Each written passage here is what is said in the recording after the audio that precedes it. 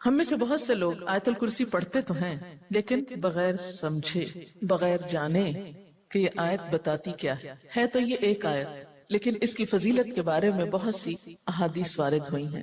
ترمذی کی ایک روایت ہے حضرت ابو ہریرہ رضی اللہ تعالی عنہ سے کہ نبی صلی اللہ علیہ وسلم نے فرمایا کہ ہر چیز کا کوہان اور بلندی ہے، یعنی ہر چیز کی بلندی ہوتی ہے، اور قرآن حکیم کی بلندی سورۃ البقرہ ہے، اور اس میں آیت الکرسی تمام آیتوں کی سردار ہے، یعنی ہر چیز کی ایک بلندی ہوتی ہے۔ قرآن کی بلندی کس میں ہے؟ سورۃ البقرہ میں، اور سورۃ البقرہ میں ایک آیت ہے جو تمام آیتوں کی سردار ہے، اور وہ کون سی آیت ہے؟ آیت الکرسی۔ حضرت ابی ابن کعب سے روایت ہے کہ نبی صلی اللہ علیہ وسلم نے فرمایا، اے ابو المنذر، اللہ کی کتاب میں تمہارے پاس سب سے افضل آیت کون سی ہے؟ عرض کیا، اللہ اور اس کا رسول خوب جانتا ہے۔ آپ نے فرمایا، اے ابو المنذر، اللہ کی کتاب کی آیات میں کون سی آیت تمہارے پاس سب سے بڑی ہے؟ انہوں نے عرض کیا، اللہ لا الہ الا هو الحی القیوم۔ تو آپ صلی اللہ علیہ وسلم نے میرے سینے پر ہاتھ مارا اور فرمایا، ابو المنذر، تمہیں تمہارا علم مبارک ہو، یعنی واقعی یہ آیت سب سے بڑی آیت ہے۔ اس کے بارے میں آتا ہے، جو شخص ہر فرض نماز کے بعد آیت الکرسی پڑھ لے، اسے جنت میں جانے سے کوئی چیز نہیں روکے گی سوائے موت کے۔ اسے ابن مردویہ نے روایت کیا ہے۔ اللہ تعالیٰ نے حضرت موسیٰ بن عمران کی طرف وحی کی کہ ہر فرض نماز کے بعد آیت الکرسی پڑھ لیا کرو۔ جو شخص یہ کرے گا میں اسے شکر گزار دل، ذکر کرنے والی زبان دوں گا۔ اس پر ہمیشگی صرف نبیوں سے ہوتی ہے، یا صدیقوں سے، یا اس بندے سے جس کا دل میں نے ایمان کے لیے آزما لیا ہو، یا اسے اپنی راہ میں شہید کرنا چاہتا ہوں۔ یعنی اس آیت کی پابندی ہر فرض نماز کے بعد اللہ کے خاص بندوں سے ہی ہوتی ہے۔ بس اپنے آپ کو چیک کر لیں کہ آپ ان میں شامل ہیں کہ نہیں، کیونکہ ہم نماز میں کچھ سوچتے رہتے ہیں، جو ہی سلام پھیرتے ہیں پھر بغیر کچھ سوچے سمجھے جو سوچ رہے ہوتے ہیں اس کو بیان کرنے لگتے ہیں، اور یہ بھول جاتے ہیں کہ یہ وقت آیت الکرسی پڑھنے کا ہے۔ لیکن جب انسان کا دل اللہ کی طرف مائل ہو جاتا ہے تو پھر نہیں بھولتا۔ نبی صلی اللہ علیہ وسلم نے یہ بھی فرمایا کہ جس گھر میں آیت الکرسی پڑھی جائے اس گھر سے شیطان نکل جاتا ہے۔ اس کے بارے میں ایک روایت ہے جو بخاری کی ہے، صحیح حدیث ہے۔ حضرت ابو ہریرہ رضی اللہ تعالیٰ عنہ کہتے ہیں کہ آپ صلی اللہ علیہ وسلم نے مجھے صدقہ فطر کی حفاظت پر مقرر کیا۔ فطرانہ جمع ہو رہا تھا اور آپ نے اس کی حفاظت کے لیے ان کو ایک طرح سے چوکیداری دی۔ کوئی شخص آیا اور غلہ چوری کرنے لگا، میں نے اسے پکڑ لیا اور کہا، میں تجھے رسول اللہ صلی اللہ علیہ وسلم کے پاس لے جاؤں گا۔ وہ کہنے لگا، میں محتاج ہوں، عیالدار ہوں، سخت تکلیف میں ہوں، چنانچہ میں نے اسے چھوڑ دیا۔ جب صبح ہوئی تو آپ نے مجھ سے پوچھا، ابو ہریرہ، آج رات تمہارے قیدی نے کیا کہا تھا؟ میں نے کہا، یا رسول اللہ صلی اللہ علیہ وسلم، اس نے محتاجی اور عیالداری کا شکوہ کیا تھا، مجھے رحم آیا تو میں نے اسے چھوڑ دیا۔ آپ نے فرمایا، دھیان رکھنا، وہ جھوٹا ہے، وہ پھر تمہارے پاس آئے گا۔ چنانچہ اگلی رات وہ پھر آیا اور غلہ اٹھانے لگا، میں نے اسے پکڑ لیا اور کہا، آج تو ضرور میں تمہیں نبی صلی اللہ علیہ وسلم کے پاس لے جاؤں گا۔ وہ کہنے لگا، مجھے چھوڑ دو، میں محتاج ہوں، عیالدار ہوں، آئندہ نہیں آؤں گا۔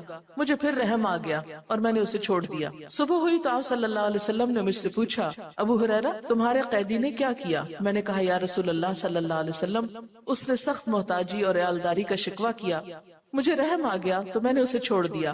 آپ نے فرمایا، دھیان رکھنا، وہ جھوٹا ہے، وہ پھر آئے گا۔ چنانچہ تیسری بار میں طاق میں رہا، وہ آیا اور غلہ سمیٹنے لگا۔ میں نے کہا، اب تو میں تمہیں ضرور آپ صلی اللہ علیہ وسلم کے پاس لے جاؤں گا، اب یہ تیسری بار ہے، تو ہر بار یہی کہتا ہے کہ پھر نہ آؤں گا، مگر پھر آتا رہا۔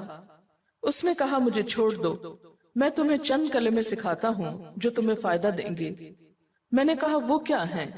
کہنے لگا، جب تو سونے لگے تو آیت الکرسی پڑھ لیا کر، اللہ کی طرف سے ایک فرشتہ تیرا نگہبان ہوگا اور صبح تک شیطان تیرے پاس نہ آئے گا۔ صبح ہوئی تو آپ صلی اللہ علیہ وسلم نے مجھ سے پوچھا، تیرے قیدی نے آج رات کیا کیا؟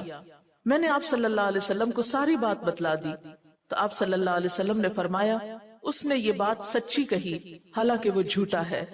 پھر آپ نے مجھ سے کہا، ابو ہریرہ، جانتے ہو 3 راتوں سے کون تمہارے پاس آتا رہا ہے؟ میں نے کہا، نہیں۔ آپ صلی اللہ علیہ وسلم نے فرمایا، وہ شیطان تھا جو انسانی شکل میں آ رہا تھا۔ اچھا آپ نے دیکھا ہوگا کہ بعض لوگ اس بات کی شکایت کرتے ہیں کہ ان کے پیسے لاکر میں سے اور تالے میں سے چوری ہو جاتے ہیں، ایک ایسی جگہ سے ان کے پیسے چرائے جاتے ہیں کہ جس کی چابی ان کے سوا کسی اور کے پاس نہیں۔ یہ بھی احتمال ہو سکتا ہے کہ اسی قسم کا کوئی شیطان آ کر ایسی حرکت کرتا ہو، تو اس کا حل یہی ہے کہ انسان سونے سے پہلے آیت الکرسی پڑھ کر چاروں طرف پھونک مارے تو پھر حفاظت ہو جاتی۔ آپ گھر سے نکلنے لگے یا ایسے اپنے لاکر کو لاک کرنے لگے تو آیت الکرسی پڑھ کر اس پر پھونک مار دیں تو اللہ تعالیٰ ایک چوکیدار مقرر کر دیں گے، ایک فرشتے کو، پھر کوئی نہیں چرا سکے گا اس کو۔ تو بہرحال آیت الکرسی جو ہے یہ بہت ہی فضیلت والی آیت ہے۔ چلیے اب دیکھتے ہیں کہ اس آیت میں ہے کیا۔ اللہ لا الہ الا ہو، اللہ تعالیٰ اس کے سوا کوئی الہ نہیں۔ الہ کون ہوتا ہے؟ اس کا معنی عام طور پر معبود کیا جاتا ہے، لیکن بنیادی طور پر الہ کا معنی ہوتا ہے خالق، رازق، مالک، حاجت روا، مشکل کشا، عبادت کے لائق۔ ظاہر ہے جس نے پیدا کیا، جو روزی دیتا ہے، وہی مالک ہونے کا حقدار ہے۔ پھر جو ہماری حاجتیں پوری کرتا ہے، جو ہماری مشکلیں آسان کرتا ہے، وہی اس لائق ہے کہ ہم اس کی عبادت بھی کریں۔ تو اللہ لا الہ الا ہو، اللہ تعالیٰ وہی عبادت کے لائق ہے۔ الحی القیوم، زندہ ہے، قائم رہنے والا ہے، دوسروں کو قائم رکھنے والا ہے۔ لا تأخذہ سنۃ ولا نوم، نہ اس کو اونگ آتی ہے اور نہ نیند آتی ہے۔ لہ ما فی السماوات وما فی الارض، اسی کے لیے ہے جو آسمانوں میں ہے اور جو زمین میں۔ من ذا الذی یشفع عندہ الا باذنہ، کون ہے جو اس کے پاس سفارش کر سکے مگر اسی کے اذن سے۔ یعلم ما بین ایدیہم وما خلفہم، وہ جانتا ہے جو ان کے آگے ہے اور جو ان کے پیچھے ہے۔ ولا یحیطون بشیء من علمہ الا بما شاء، اور وہ اس کے علم میں سے کسی چیز کا احاطہ نہیں کر سکتے مگر جو وہ خود چاہے۔ پھر فرمایا وسع کرسیہ السماوات والارض، وسیع ہے اس کی کرسی آسمان و زمین پر۔ ولا یؤودہ حفظہما، اور نہیں تھکاتی اس کو ان دونوں کی حفاظت۔ وہو العلی العظیم، اور وہ بلند ہے، بہت بڑا۔ یہ ہے اللہ تعالیٰ کا تعارف۔ کیا؟ نمبر 1 اس کے سوا کوئی الہ نہیں، نمبر 2 وہ زندہ ہے، نمبر 3 قائم رہنے والا ہے، قائم رکھنے والا ہے، نمبر 4 اس کو نیند اور اونگ نہیں آتی، نمبر 5 آسمان و زمین کا مالک وہی ہے، نمبر 6 اس کے پاس کسی کی سفارش کام نہ کرے گی مگر اسی کی اجازت کے ساتھ، یعنی سارا اختیار قیامت کے دن اسی کے پاس ہوگا، نمبر 7 انسانوں کے سامنے اور انسانوں کے پیچھے، یعنی ان کا ماضی اور مستقبل سب کا علم وہ رکھتا ہے، نمبر 8 اس کے علم میں سے کوئی کچھ نہیں لے سکتا مگر جتنا وہ چاہے، یعنی اللہ کے علم جیسا علم کسی اور کا نہیں، نمبر 9 اس کی حکومت، قدرت، عظمت، اقتدار یا علم آسمان و زمین پر محیط ہے، چھایا ہوا ہے، اور نمبر 10 ان دونوں کی حفاظت اس کے لیے کچھ مشکل کام نہیں، نمبر 11 وہ بہت بلند، بہت عظیم ہے۔